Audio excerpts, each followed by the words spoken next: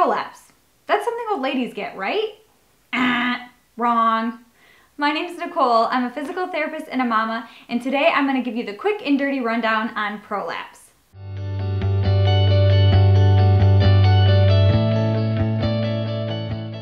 Prolapse is more common than you might think. In 2014, there was actually a study done that said upwards of 65% of women, after having just one baby, experience some form of prolapse or multiple types of prolapse at 1 year postpartum.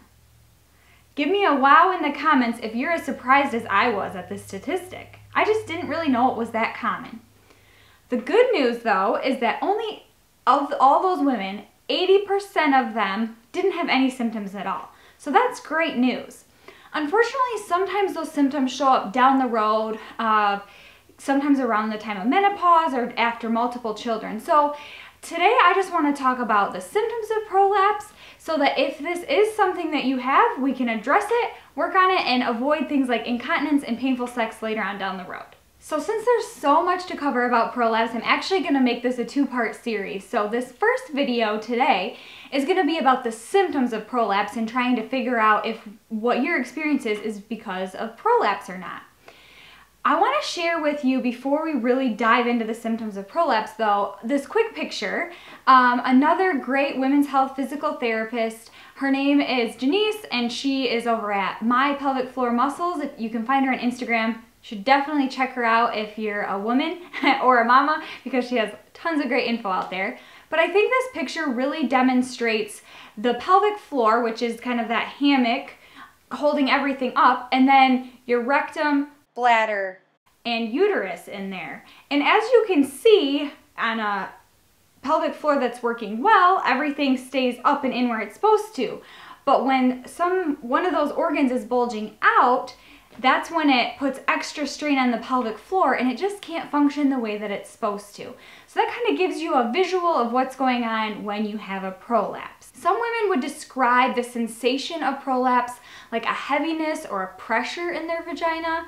A lot of women say that it feels like a bulge out or coming into their vagina.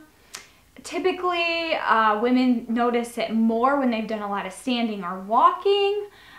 They might also say that it comes with a little bit of low back pain.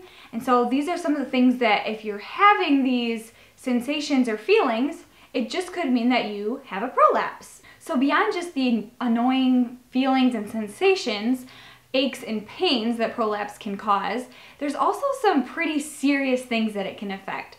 This is the way that we pee, poop, and have sex. So let's start first with pee.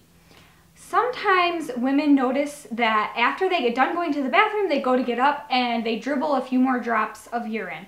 Hopefully this lands in the toilet, but sometimes it's even worse. It gets on the floor, ends up in our underwear, and this is just downright annoying. This could be a sign of prolapse.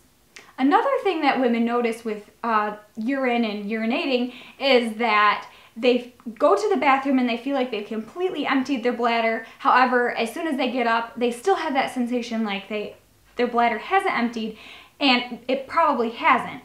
How that works is that the prolapse, the organ that is coming out where it's not supposed to, is getting in the way of how urine exits your body, and when that path is interrupted, your bladder is unable to fully empty. So that's how prolapse can affect urinating. The next thing that a lot of women don't like to talk about, but can be affected by a prolapse, is our pooping habits. So some women find that it has more to do with urge incontinence. So you'll be out and about and all of a sudden you have the urge and you need to find a bathroom now or you're going to have a serious problem. This could be a sign of prolapse. Other women feel constipation and feel like they're unable to empty. Sometimes it's helpful for women to put pressure on the perineum or the vagina, and when they do this, then they're able to empty and have a bowel movement. This could be a sign of a prolapse. When you're putting that pressure on, you're keeping the organs out of the way and clearing that path so that poo can exit the way that it wants to. The third thing that we're going to talk about today that is affected by prolapse is sexual function. So if you are experiencing a lack of lubricant, this could be a sign of prolapse. If you're having changes in sensation and this is affecting arousal, which we all know that good sensation and arousal is important for good sex, this could be caused by a prolapse. And then finally, if you are having pain with penetration or with actual thrusting during sex, this could be another indication that you have a prolapse, and that is what is affecting your sexual function. There are different degrees of prolapse, and a women's health physical therapist could give you good one-on-one insight into exactly what's going on in your situation. Go ahead and click the video above if you're just like, what is she talking about, women's health physical therapist? I talk a lot about what they do and what qualifies them to do an internal pelvic exam with you, so check that out if you're like a little bit lost right now. Be sure to subscribe to my channel and tune in next week because I'm going to be giving you more information about how to do a self-assessment to look for prolapse, and then also give you some treatment ideas about what to do if you think you might have a prolapse. Thanks so much for joining me today. Give me a big thumbs up if you liked or learned something new today.